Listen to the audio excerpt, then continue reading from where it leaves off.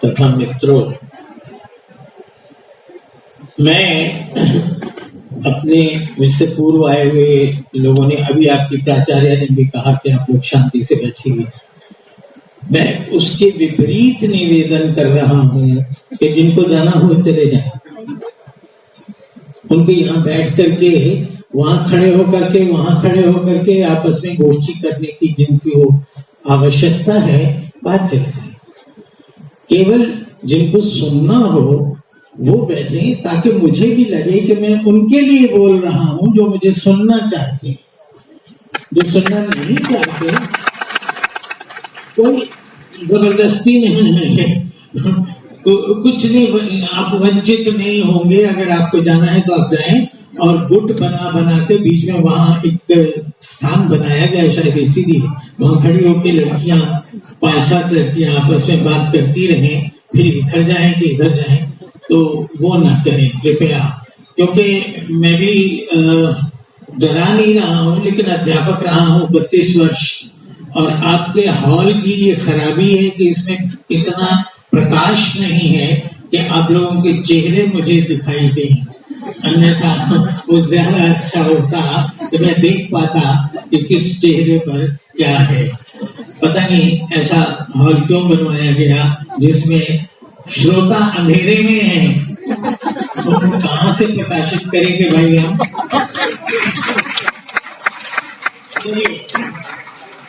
विषय बनाए, जैसे अब तक आपने सुना और आप जानते भी हैं कि हिंदी भाषी प्रदेशों में जब रामकथा की बात होती है तो हम केवल रामचरितमानस की बात करते हैं, तुलसीदास की बात करते हैं।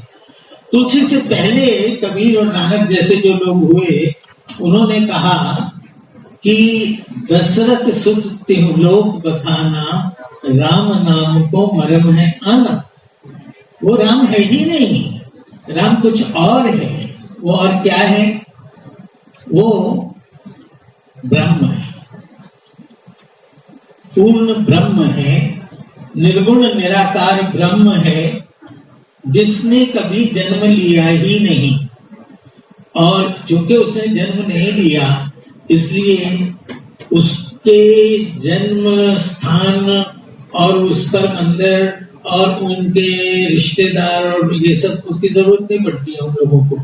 जो लोग निर्गुण निराकार ब्रह्म को मानते हैं, उनके लिए राम इतिहास नहीं है, इसलिए वो उनका नाम जपते हैं, उनको जानते हैं, उनको परम शक्ति के रूप में पूजते हैं।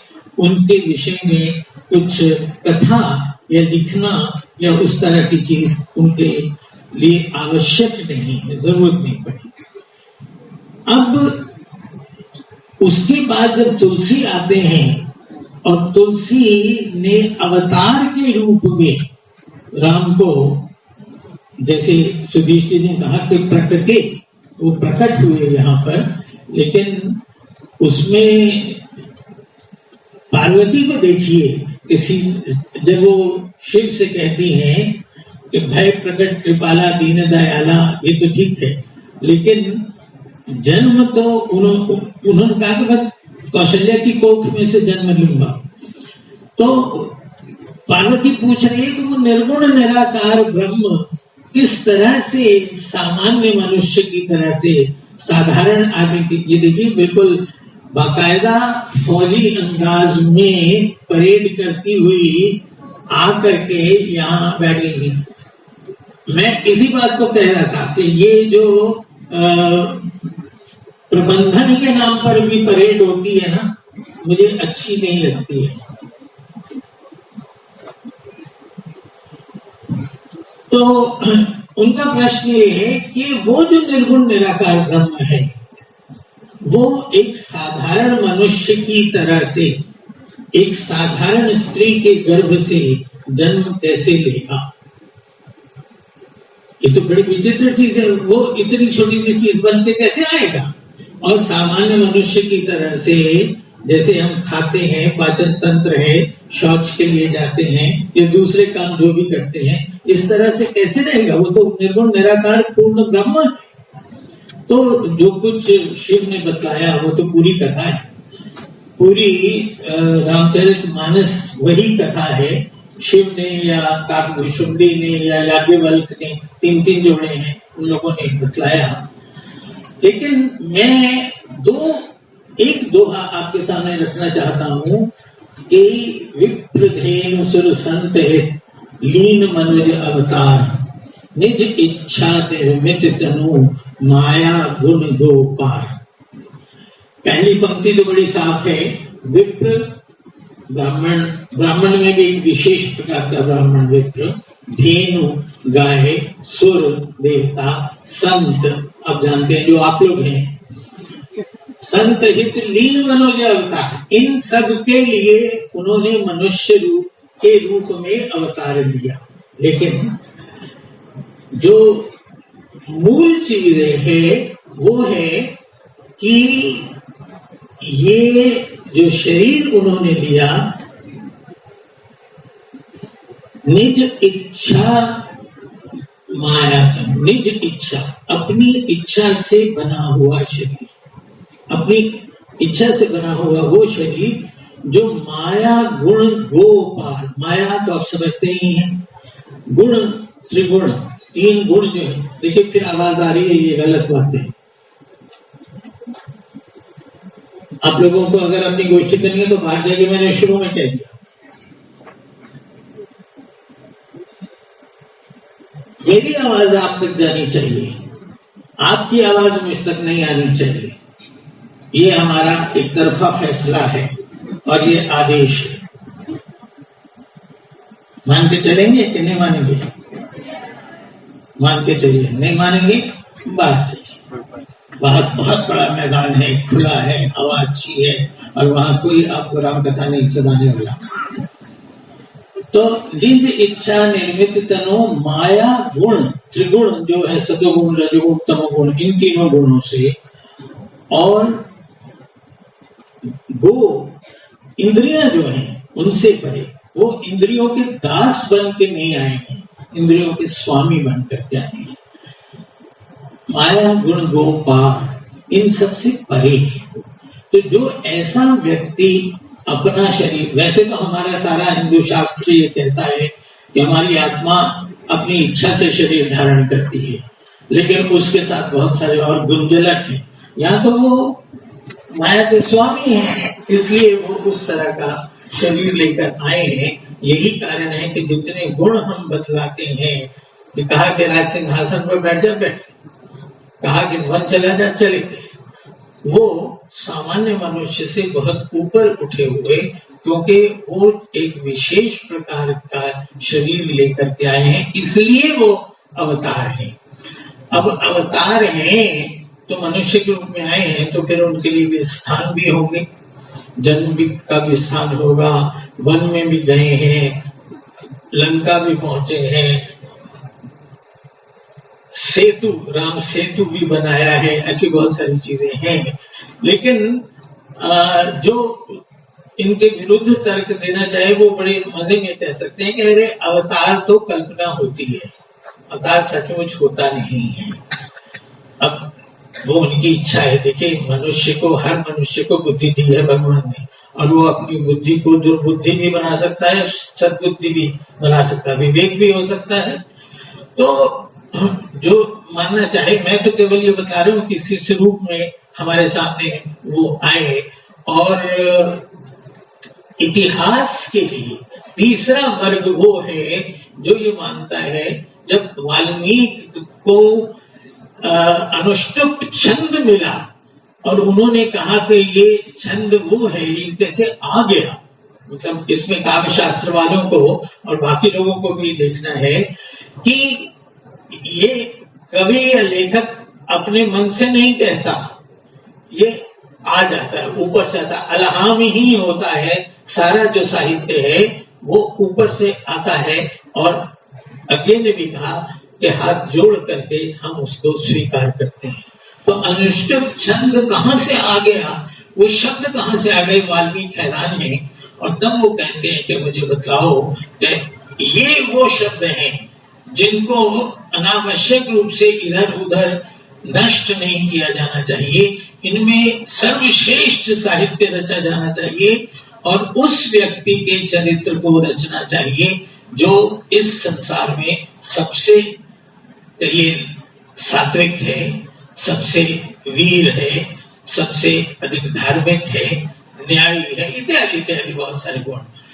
उस रूप में वो इतिहास के रूप में फिर आता है कि एक व्यक्ति है ऐसा जिस पर वाल्मीकि ने लिखा, और चूंकि वैसा व्यक्ति है इसलिए उसका जन्म स्थान भी होगा, उसके रहने के महल भी होंगे, उसकी पत्नी भी है, वो वन भी जाता है, उसका हरण भी होता है, और राम सेतु जिसके विषय में हमारी पिछली सरकार ने सुप्रीम कोर्ट में ये कहा था कि तो काल्पनिक पात्र है, राम सेतु का मतलब ही क्या होता है, और उन्होंने तो तमिलनाडु के मुख्यमंत्री ने कह दिया कि वो तो जाते हुए उसको तोड़ भी गए थे। और मैं आज तक सोच रहा हूँ इतना बड़ा पुल तोड़ा गया तो उसका मलबा कहाँ गया। तो ये राम के वो रूप हैं जो हम सामान्यतः इस देश में मानते हैं। एक परंपरा बौद्ध परंपरा है, उसमें राम और सीता पति पत्नी नहीं है क्योंकि वो लोग ब्रह्मचर्य को महत्व देते हैं। एक जैन परंपरा है जिसमें राम के हाथों एक भी राक्षस नहीं मरा, सारे राक्षसों को मारने वाले लक्ष्मण हैं क्योंकि वो अहिंसा को मान के चलते हैं। तो जो अहिंसक नायक है वो अपने दर्शन को प्रचारित करने के लिए राम कथा का सहारा ले रहे हैं। वो परंपराएं इस देश की होती हुए भी इस हिंदू परंपरा से भिन्न है, अलग है। बाहर की बात सब लोग बड़े गर्व से कहते हैं कि बाहर दक्षिण पूर्वी एशिया में रामायण है, वहां रामायण कथा है, इस बात का ध्यान रखिएगा। मैं गया था बाली, मैंने देखा कि रामलीला हो रही है सागर तट पर, रात को अंधेरे में जिस समय वो रामलीला करते हैं, बहुत सुंदर दृश्य है, पीछे समुद्र है सचमुच का, लेकिन उनका हनुमान जो है वो एक सचमुच शाखामृग के समान, एक वानर के समान बीच में कूद पड़ता है दर्शकों के, कभी किसी के सिर से जुए निकालता है, कभी किसी को छेड़ता है, किसी को गुदगुदाता है। हमारा जो मन में हनुमान का रूप है वो शाखामृग का नहीं है। मेरे विषय में कहा गया कि मैंने राम कथा लिखी, और मैं आपको ये बताना चाहता हूँ कि जो कुछ मैं सोच पाया हूँ उसमें न वो वानर सचमुच के शाखामृग हैं, हनुमान की तो दुम है जो बनाई गई और जिसको जलाया गया, सुग्रीव की भी, वाली की भी है, पर तारा और उनकी दूसरी स्त्रियां जो हैं वो कोई बंदरिया नहीं है, उसमें सब सुंदर स्त्रियां हैं। तो अगर वो सचमुच के वानर थे तो उनकी वानर के साथ तो वानरी होनी चाहिए ना। मुझे इन्होंने नाम देखिए, मैं बोल रहा हूँ बुढ़ापा इसी को कहते हैं। अमृतसर नागर ने ये कहा था कि नरेंद्र इस पर विचार करना, एक है नर, एक है किन्नर, एक है वानर। वानर वो वन में रहने वाला वानर भी हो सकता, मनुष्य भी हो सकता है, नर भी हो सकता है, दूर रहने वाला नर भी हो सकता है। और असल में उनकी जीवन पद्धति अगर आप देखें तो वो इतने गरीब है राक्षसों के कारण। मैं उस पर भी आना चाहूंगा कि क्यों ये है, इतने निर्धन है कि वो पेड़ों के ऊपर आज भी अगर आप आंध्र प्रदेश और उड़ीसा के सीमांत प्रदेश में जाएं तो पेड़ों पर रहते हुए आदिवासियों को आप देखेंगे, गुफाओं में रहते हैं, पेड़ों की शाखाओं पर रहते हैं, खाने पीने को वगैरह वगैरह वो सारी चीजें हैं, और उस स्तर पर जी रहे हैं जिसको हम पशु स्तर कहते हैं, इसलिए वानर और वगैरह वगैरह।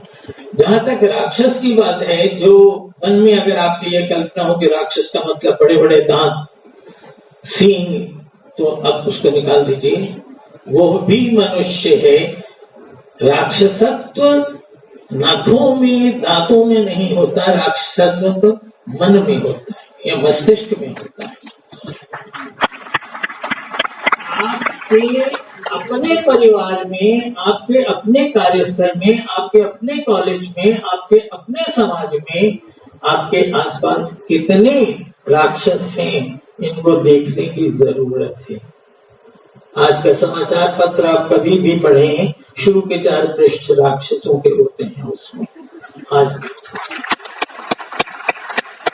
इसलिए ये सारी मानव जाति है जिसके भिन्न भिन्न रूप हैं, और उन रूपों के कौन क्या करता है। देखिए सीधी सी बात है, कृष्ण ने कहा कि जन्म के समय किसी को दैवी संपदा मिलती है, किसी को दानवी संपदा मिलती है। दैवी संपदा, अगर आपके पास धन है, शक्ति है, बल है, आप दूसरे की सहायता करते हैं। ये कहा गया महाभारत में, जब नहुष ने सर्प के रूप में भीम को बांध लिया, तो उनसे युधिष्ठिर छुड़वाने के लिए आए, तो नहुष ने कहा कि मेरे प्रश्न का उत्तर दो, बताओ ब्राह्मण कौन है। उन्होंने कहा ब्राह्मण जो अध्ययन करता है, स्वाध्याय करता है, जिसके मन में माया, ममता, प्यार, दया इत्यादि है, जो दान देता है, दान लेता है, जो भिक्षा पर निर्भर रह के भी समाज के हित में स्वाध्याय और चिंतन करता है। नहुष ने कहा कि ये गुण तो शूद्र में भी हो सकते हैं। तो युधिष्ठिर का उत्तर था कि जिसे तुम शूद्र कह रहे हो, अगर उसमें ये गुण है तो वो ब्राह्मण है, और जिसे तुम ब्राह्मण कह रहे हो उसमें ये गुण नहीं है तो वो शूद्र है।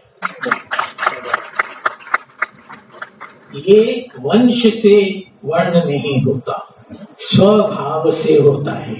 जो अपने प्राणों पर संकट लेकर के शस्त्र के माध्यम से असहाय लोगों के को शत से त्राण देता है, वो क्षत्रिय है। जो बैठ के मुंह ऐंठता है, शराब पीता है, बलात्कार करता है और अपने आप को ठाकुर कहता है, वो क्षत्रिय नहीं है। तो उस रूप में हमको देखना होगा कि इस सारी कथा में जो लोग राक्षस हैं वो क्या कर रहे हैं। और मैं ये मानता हूं कि अभी देखिए कि जो बाहर की कथाओं की बात मैंने केवल उसकी चर्चा की, लेकिन उनके लिए वो एक कथा है। और ए भाई, ए बच्चे देखो, मुझे बहुत बुरा लगता है ये सब जो मुड़ मुड़ के तुम मेरे सामने बैठ करके पीछे मुड़ के बात करने का कोई मतलब नहीं है। कितनी बार कहूं कि नहीं सुनना है तो निकल जाओ।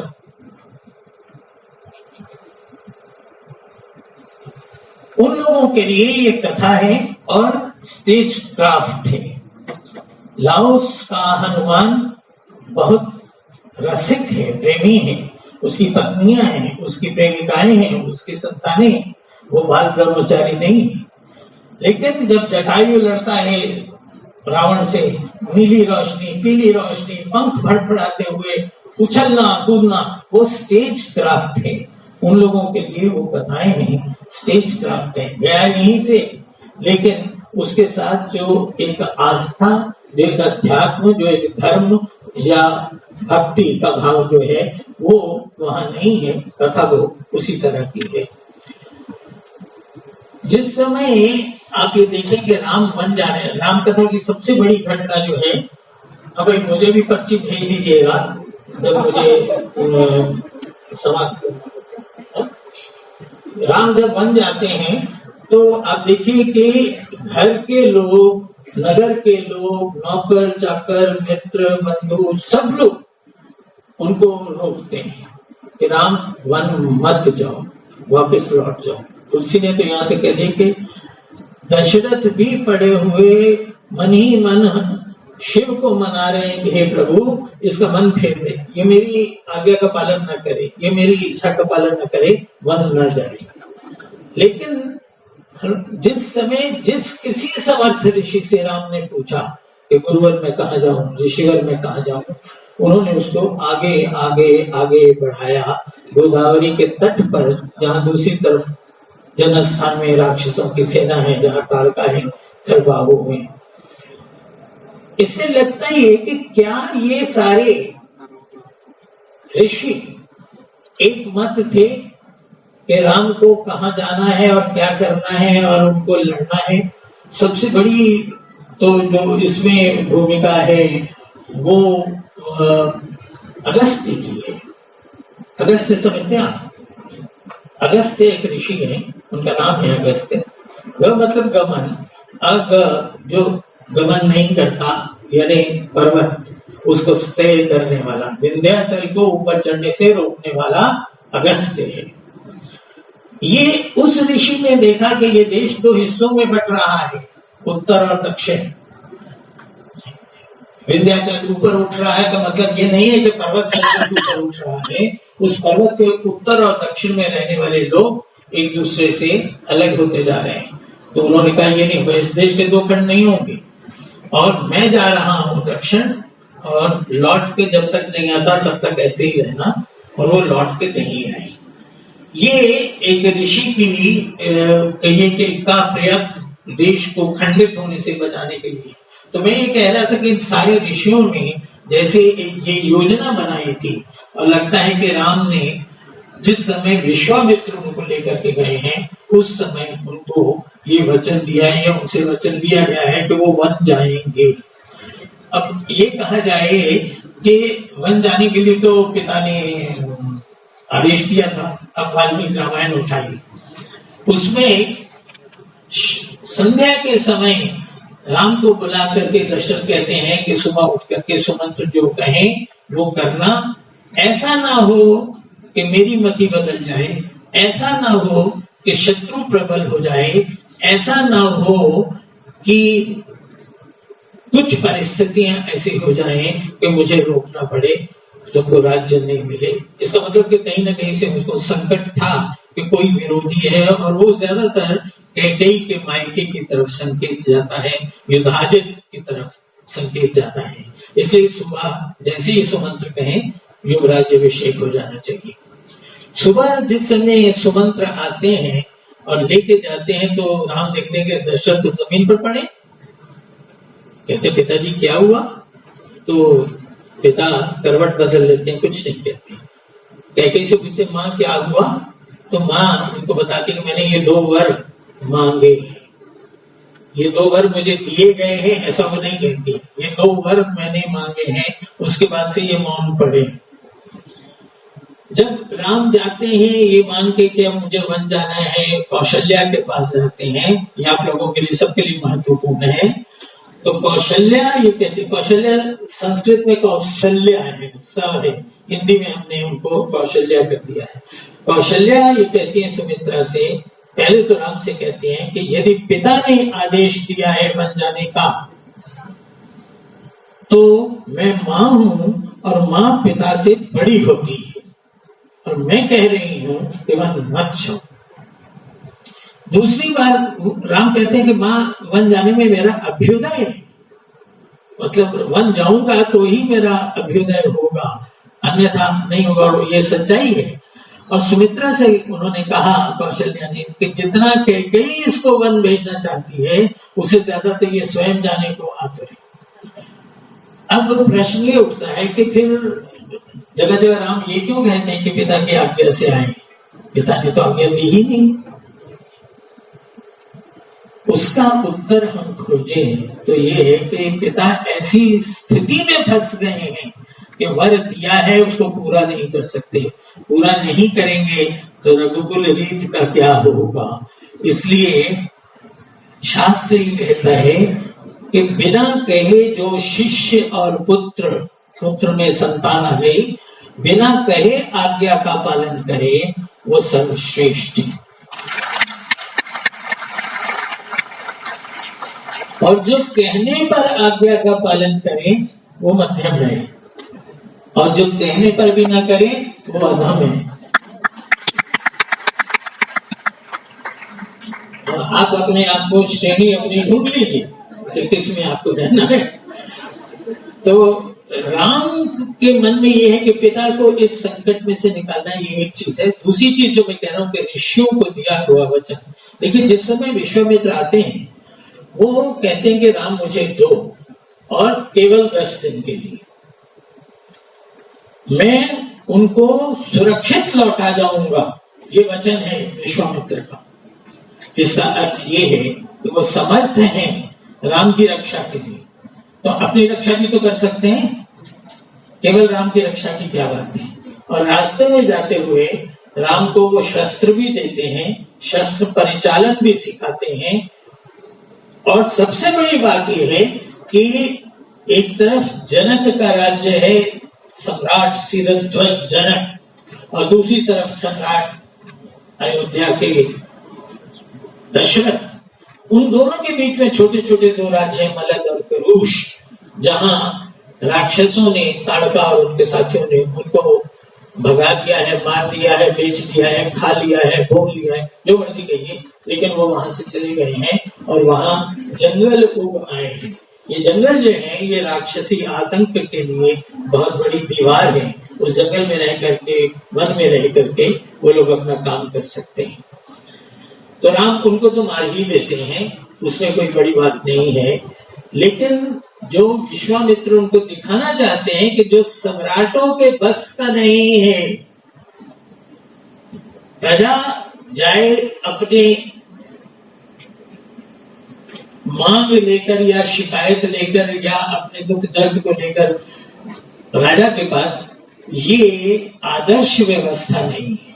राजा प्रजा के पास जाकर के उसका दुख दर्द देखे, आदर्श व्यवस्था वो है। इसलिए राम को लाके दिखाया ये हो रहा है तेरे राज्य। और राम ने कहा, तभी मैं ये मानता हूं कि उन्होंने ये वचन दिया होगा कि मैं वन में, दंडक वन में भी जा करके उनको, और जब जिस समय वो शर्वांग के आश्रम में आते और हड्डियों का वो मुनि कहता है कि इंद्र भी रावण के अनुकूल हो गया है। आप ये देखिए कि राजा राज्य की रक्षा करता है और ऋषि राष्ट्र की रक्षा करता है। ऋषि का कोई राज्य नहीं है, संपत्ति नहीं है, आदेश नहीं है, लेकिन पूरे समाज के लिए, मानवता के लिए वो सोचता है और अपने राष्ट्र के लिए तो सोचता ही सोचता है। वहां ऋषियों को क्यों मारा जा रहा है, ऋषियों को क्यों खाया जा रहा है, मैं बहुत दिनों तक सोचता रहा कि भाई कोई मोटे ताजे गुलगुले ऋषि होते हो तो उनका मांस खाने में कुछ आनंद आता है, राक्षसों को क्या? तो ऐसा तो नहीं है, वो तो सुखी तरह उनकी तो हड्डियों के ऊपर मांस तक नहीं है, तो राक्षस उनको क्यों खा रहे हैं? 1971 में जिस समय बांग्लादेश का युद्ध हुआ और तब हमको पता चला कि पाकिस्तान और अमेरिका से सूचियां बन के आई हैं कि वहां के बुद्धिजीवियों को सामूहिक रूप से मार डाला जाए ताकि पिछड़ी हुई दलित दमित जनता को बौद्धिक नेतृत्व न मिले और वो आगे न बढ़ सके, इसलिए उनको मार डालो। तो ऋषि को क्यों खा रहा है राक्षस? क्योंकि ऋषि वही बुद्धिजीवी है। आज भी जो बुद्धिजीवी है, ऋषि का मतलब दाढ़ी जटाएं और वो सब नहीं है, जो समाज हित में सोचता है, जो कहा गया कि भिक्षा पर निर्भर रह करके भी समाज हित में सोचता है, ऋषि को है। मेरा कुछ नहीं है कश्मीर में, मेरा कुछ नहीं है आसाम में, मेरा कुछ नहीं है अंडमान निकोबार में, कोई प्लॉट नहीं, जमीन नहीं, कोई फ्लैट नहीं, लेकिन वो मेरा देश है। वहां कुछ होता है मुझे तकलीफ। तो जिस समय बुद्धिजीवी भी राक्षसों के साथ मिल जाए कि इंद्र भी रावण के अनुकूल हो गया है, तो ऋषियों की हड्डियों का ढेर लगता है। वहां राम ने कहा, निश्चरहीन करौं मही भुज उठाए प्रण की। निश्चरहीन करौं मही, केवल उस आश्रम के में ही निशाचरों को नहीं मारूंगा, दंडक में ही नहीं, भारतवर्ष के निश्चरहीन करौं मही, पूरी पृथ्वी से इन निशाचरों को मिटा दूंगा। और उन्होंने फिर करके दिखाया उस चीज को। शरभंग वहां ऋषि हैं, कुलपति हैं, लेकिन वो जो हमारे ग्रंथों में जो परंपरा है उसके हिसाब से तो वो मोक्ष प्राप्त करने के लिए आध्यात्मिक दृष्टि से यज्ञाग्नि में भस्म हो रहे हैं, लेकिन आप ध्यान से देखिए तो वो आदमी आत्महत्या कर रहा है। जो अपने आश्रम में अंतेवासियों की, अपने शिष्यों की रक्षा नहीं कर पाता, इंद्र तक वहां है और वो रक्षा नहीं कर पा रहा, उस आदमी के पास सिवाय आत्महत्या के और कोई मार्ग नहीं है। इसलिए मैं ये मानता हूँ कि वो दुखी होकर के उन्होंने आत्महत्या का रास्ता चुना और राम ने हम चलिए अगर इनके साथ विश्वामित्र के साथ एक बहुत बड़ी छोटी सी घटना है बीच में। विश्वामित्र ताड़का को मारने के बाद वापस अयोध्या नहीं आते, वो जनकपुरी की तरफ चल पड़ते हैं। वो अपने वचनबद्धता पर नहीं, अपनी नीतिबद्धता पर उस तरफ चल पड़ते हैं। रास्ते में एक आश्रम है छोटा सा, जिसको अहल्या का आश्रम कहा जाता है। अहल्या के पति गौतम एक नए आश्रम के कुलपति हैं। उनका बेटा शतानंद क्षीरध्वज जनक की राज्यसभा में राजगुरु है और अहल्या वहां पड़ी हुई है अकेली, जिसको सामान्यतः कहा गया, तुलसी ने कहा गया कि वो शिला हो गई। वाल्मीकि कहते वो शिलावत हो गई। शिला नहीं है, शिलावत। अगर आप किसी को त्याग दें, सब लोग उनको छोड़ के चले जाएं, तो वो आदमी पत्थरा जाता है, बिल्कुल पत्थर हो जाता है। तो वो उसी तरह से कि जिसके घर कोई आता नहीं, उससे मिलता नहीं, उसका सत्कार नहीं ग्रहण करता, उसको अपने पास नहीं बुलाता। क्यों? क्योंकि ऋषियों को डर है इंद्र का। उनमें साहस नहीं है कि सामना कर सकें समाज का और इंद्र का। वहां राम को जब ये पता चलता है, देखिए तुलसी की रामायण में राम अवतार है इसलिए आपके चरण से छूते हैं और वो शिलापत जो है वो स्त्री बन जाती है। वाल्मीकि रामायण में राम मनुष्य हैं, जाकर के उस शिलावत हुई नारी के चरण छूते हैं। राम अहल्या के चरण छू रहे हैं और एक तरह से कहिए कि समाज की ओर से क्षमा प्रार्थना कर रहे हैं कि वो दूषित नहीं है, फिर भी उसको दोषी माना गया। और अगर दूषित है भी तो किसके कारण है? किसका काम है असहाय स्त्री की रक्षा करना? स्त्री का काम है, उसके पति का काम है, या समाज का काम है? समाज का दायित्व है कि वो लोगों को सुरक्षित रखे और विशेष रूप से स्त्री को। मुझे याद आता है कि पहले एक मिसेस शर्मा, एक बार बहुत पुरानी बात है, बस में जा रही थी, अकेली कंडक्टर और ड्राइवर रह गया। तो जब वो बदतमीजी करने पर आए तो वो अपना सम्मान बचाने के लिए चलती बस से कूद गई और उन्होंने अपने प्राण दे दिए। मेरे मन में तब से ये प्रश्न है कि क्या स्त्री के पास इस तरह की स्थिति आने पर और कोई मार्ग नहीं है कि वो सिवाय इसके को अपने प्राण दे?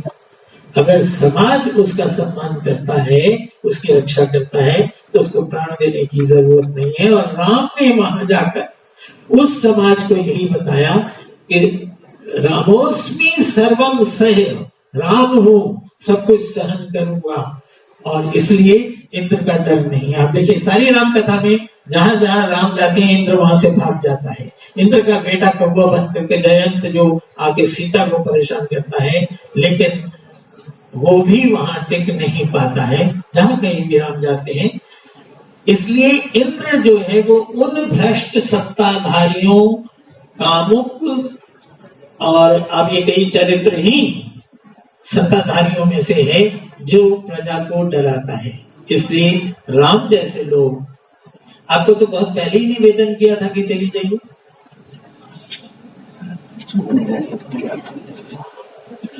तो खैर हम इस पर आए कि ऋषि और राजा ये दो तत्व हैं समाज में, जिनको समाज को संभालना है और दोनों मिलकर के काम करेंगे तो समाज सच्चरित्र होगा, आगे बढ़ेगा, सात्विक होगा और उसकी रक्षा भी हो सकेगी, अच्छे मार्ग उसको दिखाई देंगे।